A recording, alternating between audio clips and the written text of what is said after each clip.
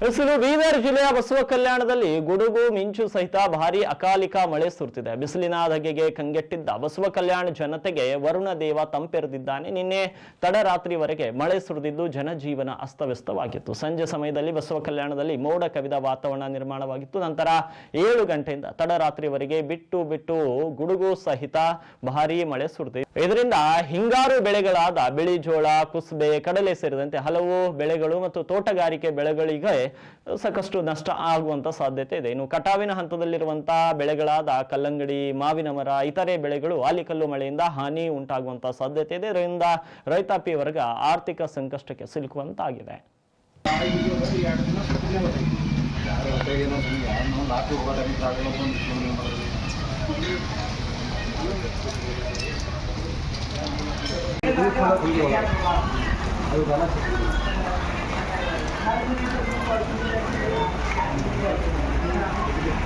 Thank you.